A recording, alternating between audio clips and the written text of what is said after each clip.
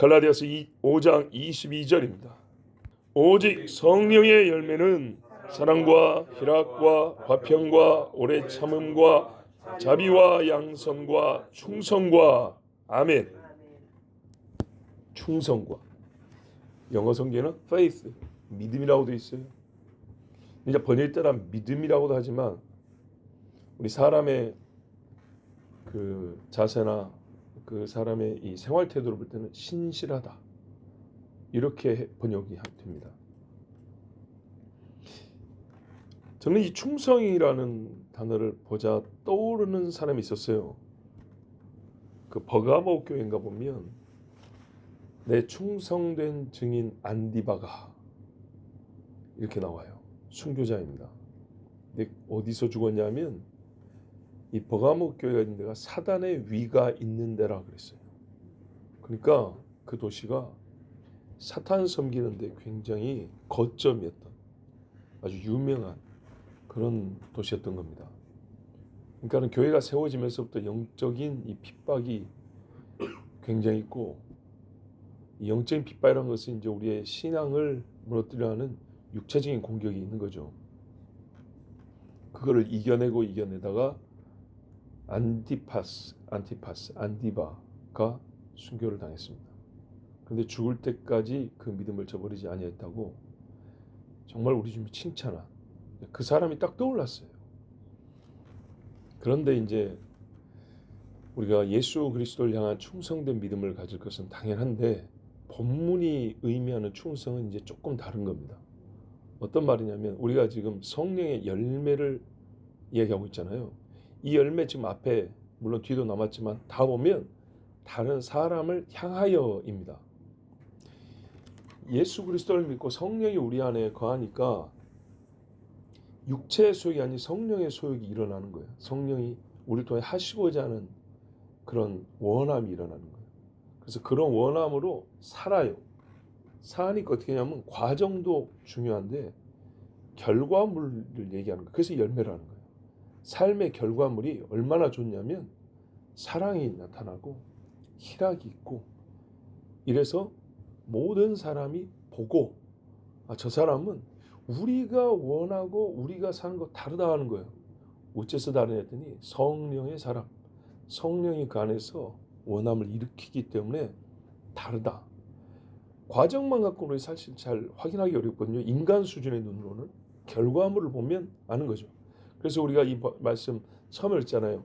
어떤 특수부대의 구호를 제가 인용하면서 이야기했잖아요. 결과로서 과정을 입증한다. 그렇죠. 그 다음에 또 뭘로 어쩐다 그랬더라? 행동으로 논리를 대변한다. 이게 이제 우리나라 특수부대 중에 하나의 구호인데 그 이야기예요. 열매가 우리의 삶의 과정을 증명하는 거고, 우리의 행동이 나타나 보일 때 우리가 갖고 있는 논리, 우리 신앙의 논리, 신앙의 생각을 입증한다는 거예요. 그런 차원에서 여기서 열매를 봐야 돼요. 열매.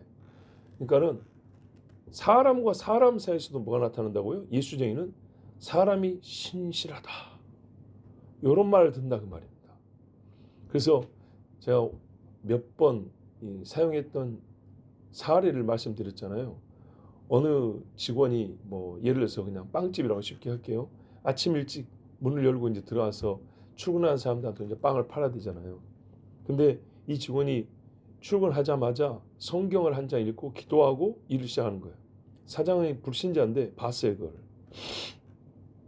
직원들 뭐 다른 사람도 있고 하지만 일주일 만에 키를 그 사람한테 맡겼다고.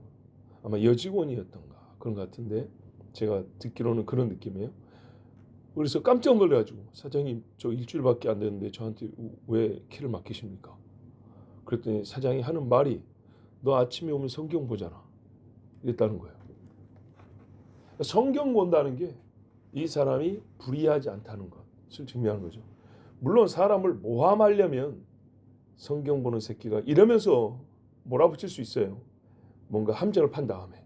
그렇지만 평시 상태 그대로 놓고 볼 때는 보통의 생활에서는 성경 보는 사람이 아침에 성경 보고 기도하더니 이렇게 일하는 거 보니까 참 믿을 만한 거죠. 그러니까 얼마 되지 않았는데 키를 맡긴단 말이죠. 그런 의미에서 성경에서 이 충성과 가장 가까운 인물, 이제 떠오르는 사람 하면 누군가요, 여러분?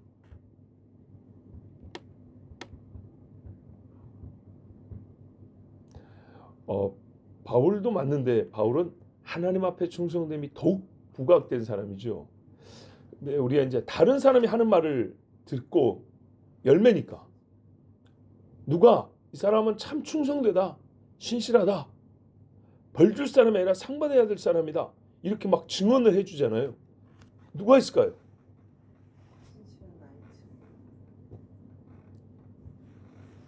다윗. 자, 다윗이 하나님 앞에 충성된 건 다 아시죠? 그런데요, 사울이 다윗을 죽이려고 그랬어요. 그죠?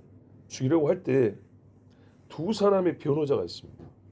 다윗에게 두 사람의 변호자가 있는데 그 중에 한 사람은 친구 요나단입니다. 자꾸 죽이려고 하니까 이제 도망을 갔잖아요. 근데 월상마다 식사를 같이 해요. 왕이 다윗이랑 부하들 짱 모아놓고. 근데 안 보인단 말이죠. 한 이틀 같이 먹는데 첫째 날 안 보여서 얘가 몸이 안 좋은 거 이랬는데 둘째 날 안 보이니까 그 이세 아들은 어디 갔냐 그랬어요. 그랬더니 요나단이 형님이 잠깐 오라 그래서 고향에 갔다 그랬더니 고향? 거기서 혹시 반역 일으키는 거 아니에요? 사울이 화가 엄청 나가지고 막 요나단과 이제 거기 식사에서 막 다투고 막 싸움이 일어납니다. 그때 요나단이 다윗의 변호자가 됩니다. 그가 죽을 일이 무엇이니까? 무엇을 행하였나이까? 무슨 뜻인지 아시겠죠? 다윗같이 신실한 종이 어디 있다고 아버지는 자꾸 그 사람을 걔를 죽일 이유를 만들어서 죽이려고 그럽니까? 이렇게 변호를 해줍니다. 그 다음에 노베 갔더니 제사장 아히멜렉이 있었어요. 이 아히멜렉이 진설병 물려 나오는 거 다윗에게 줬다가 나중에 제사장들 80명 죽었죠. 그때도 사울이 죽이려고 하니까 제사장이 이런 말입니다. 왕이요, 하지 말아야 할 짓을 하시면 안 됩니다. 왜? 사울이 이게 미쳐가지고요, 제사장 죽이려고 하는 폼이 딱 보이니까 그러시면 안 됩니다. 이렇게 막았을 때 네가 이 새끼야 다윗하고 쿵짝 해가지고 둘이 같이 모여서 나를 뒤엎으려고 한 거 아니야? 이렇게 막 몰아붙였어요. 그때 제사장 아히멜렉이 말하냐면 왕의 모든 신하 중에 다윗같이 충실한 자가 누구인지요? 이렇게 말했어요. 전혀 사실 무근, 정반대라는 거죠. 다윗같이 충성된 자를 반역을 일으킬 자라고 말을 하다니 그걸 누가 믿겠습니까? 다 아는데 왜 그렇게 해서 우리 제사장들을 죽이려고 합니까? 그런데 사울은요, 듣기 싫다. 80명의 사람을 쳐 죽여버렸어요. 그때 이 아들 아비아달이 도망쳐 와서 다윗과 함께 도망을 같이 다니고 나중에 다윗 시대에 이제 제사장이 되죠. 그때 다윗이 한 말이 너희 아버지가 나 때문에 죽었고 네가 나와 함께 고생을 했다. 네 생명을 찾는 자가 내 생명을 찾는 자다. 이랬어요. 나중에 솔로몬도 뭐라 그랬어요? 아도니아 반란 때 이 아비아달이 거기 편듭니다. 당신은 딱 죽어야 되는데 우리 아버지하고 젊을 때 고생을 같이 했기 때문에 살려준다. 대신 제사장 집 파하면 집에 들어가 그랬다고. 이게 엘리 집안이거든요. 그래서 엘리 때 한 말이 나온 거예요. 엘리 집안 앞으로 늙어서 죽는 자 없고 다 젊을 때 죽고 빌어먹는다 그랬어요. 그게 성취된 거예요. 자, 엘리가 충성했으면 달랐겠죠.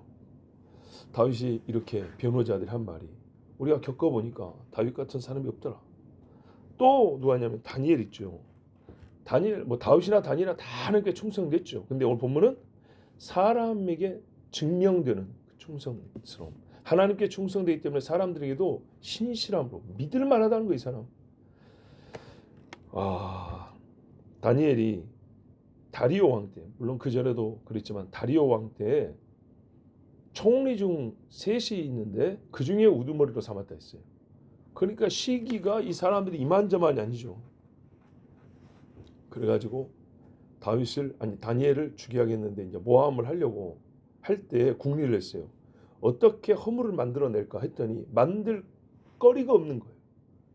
다니엘 6장 3절에서부터 5절까지 그 얘기가 나와 있는데 저기 뒤에 보면 이는 그가 충성되어 아무 그릇함도 없고 아무 허물도 없었음이었더라.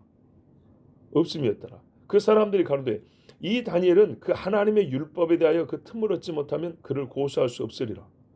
그러니까 신앙을 빌미를 삼아야지 다른 거는 잘못한 게 없다는 거예요.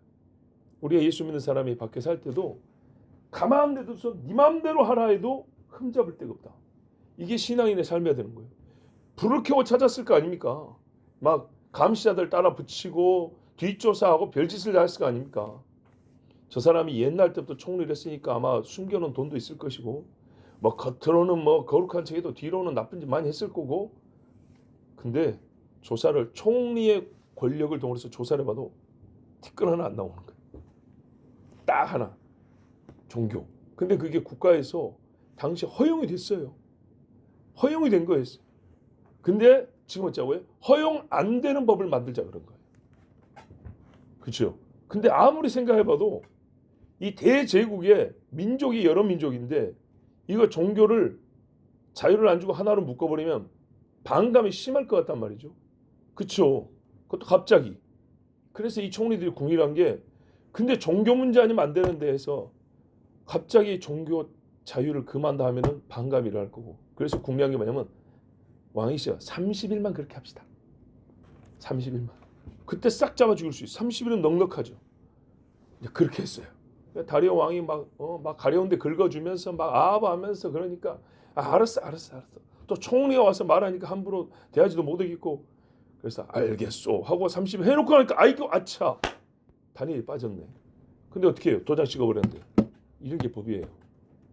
그래가지고 다니엘이 이제 잡아 죽이려 하는데 어쩔 수 없었잖아요.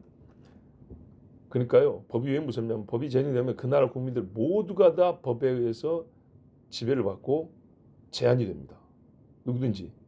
어제도 들으셨지만 법률에 정한 대로 법률에 정한 바대로 이렇게 하는 거예요.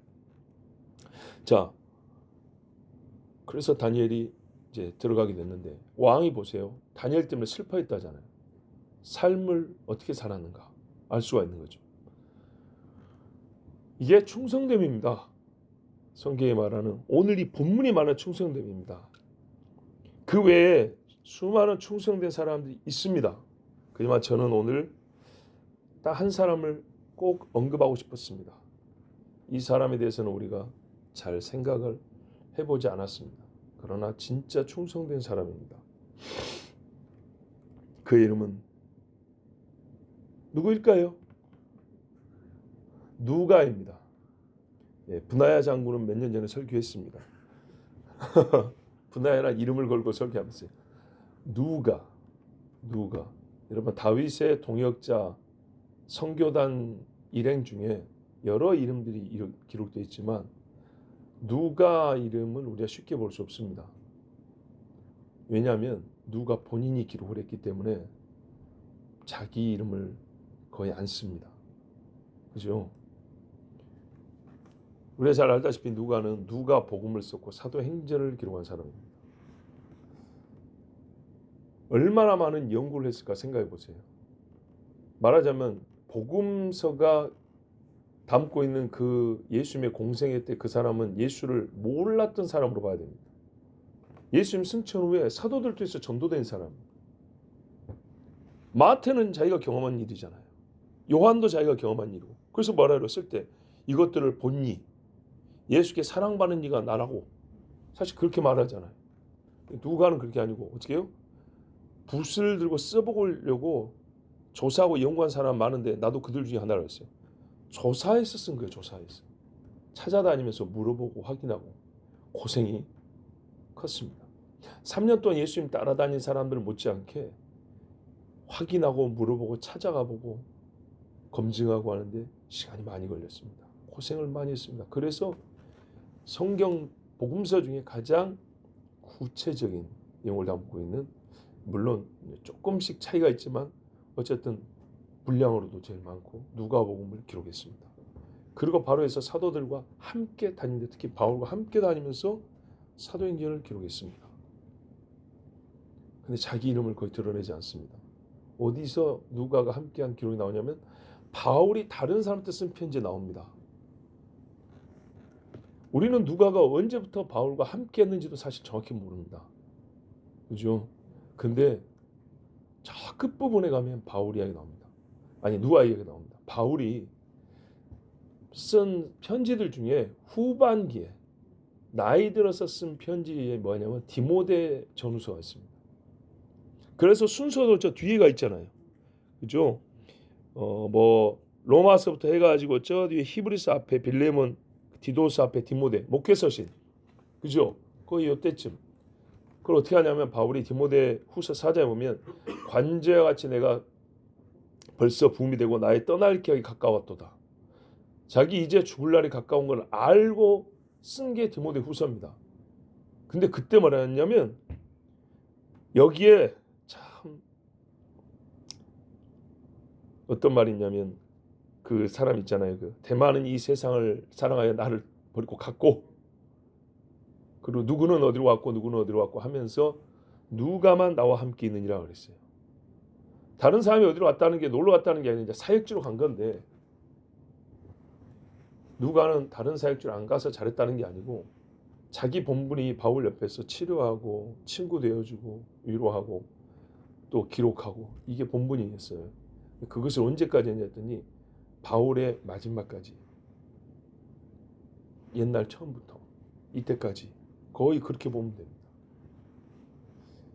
이런 신실한 사람, 누가가 사도행전을 기록할 때 하루아침에 다 쓴 건 아니기 때문에 그것을 중간중간에 혹시 쓴 것을 봤다면 바울이 오케이 사인 해줬을 것이고 같이 얘기하면서 뭐도 해놨을 거고 이 모든 과정을 다 봤을 거 아닙니까?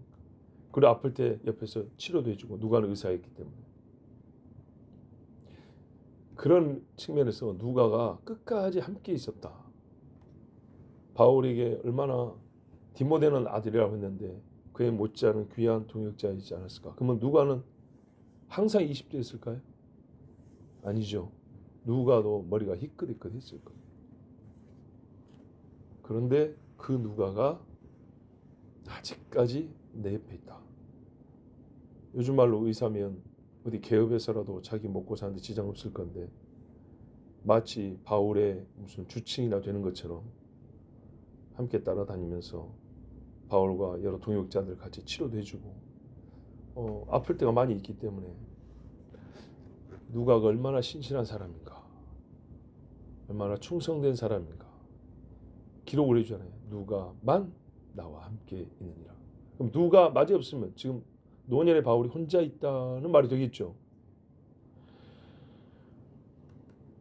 자, 우리가 그리스도 예수님으로부터 받은 사랑을 내 손이 다른 사람에게 나타내 보여야 하듯이, 사랑으로 역사하는 믿음이라 그랬잖아요. 보여야 하듯이 그리스도 예수께 충성된 자는 다른 사람에게 신뢰를 주고 믿을만하다, 정직하다라는 칭송을 들을 수 있어야 합니다. 제가 나하고 좀 안 맞아.